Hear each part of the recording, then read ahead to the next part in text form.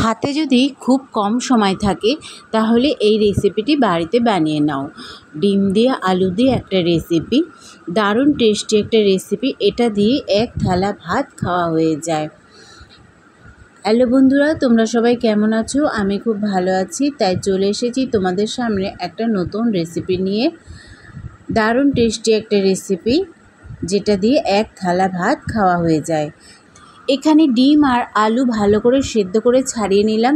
আর এদিকে গ্যাসে কড়াই বসিয়ে দিয়ে কড়াইয়ে তেল দিলাম।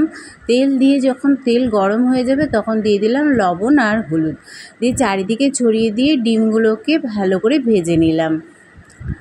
এবার ওই তেলেই দিয়ে দিলাম গোটা গরম মশলা আর দিয়ে দিলাম একটা বড় পেঁয়াজ কুচি ভালো করে ভেজে নিয়ে দিয়ে দিলাম কতগুলো রসুন কুচি করে রেখেছিলাম সেগুলো দিয়ে, আর টমেটো কুচি দিয়ে অল্প লবণ দিয়ে দিলাম। এই লবণ দেওয়ার কারণে পেঁয়াজ আর টমেটো ভালো করে সেদ্ধ হয়ে যাবে। আর কিছুক্ষণের জন্য ঢেকে দিলাম। এই ঢাকা দিয়ে দিলাম যাতে পেঁয়াজ আর টমেটো তাড়াতাড়ি মজে যায়।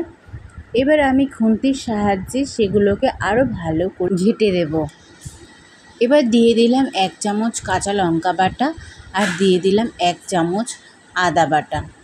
এবার যতক্ষণ না পর্যন্ত আদা আর কাঁচা লঙ্কার কাঁচা গন্ধ না যায় ততক্ষণ আমি ভালো করে সেটাকে কষিয়ে নেব।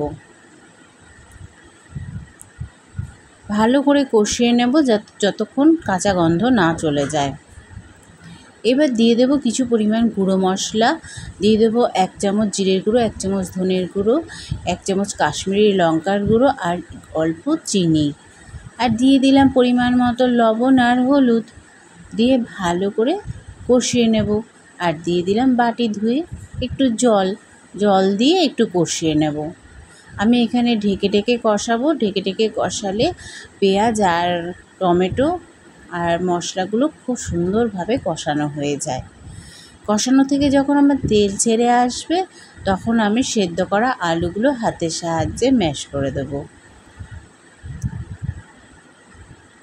খুব সুন্দরভাবে ম্যাশ করে দেব। আর এই আলু দিয়ে আমি আরও কিছুক্ষণের জন্যে কষিয়ে নেব।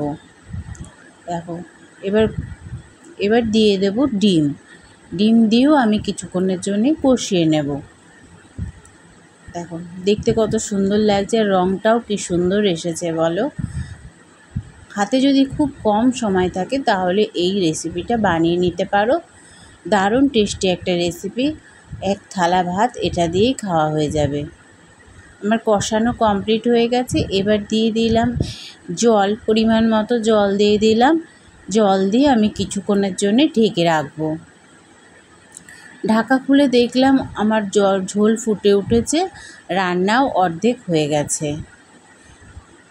দেখো এবার দিয়ে দেব ওপর দিয়ে গরম মশলার গুঁড়ো, শাহি গরম মশলার গুঁড়ো দিলাম যাতে গন্ধ খুব সুন্দর আসে। এবার রান্না আমার কমপ্লিট হয়ে গেছে। এবার একটা থালায় আমি পরিবেশন করে দেব আর গরম গরম ভাতে সার্ভ করে দেব।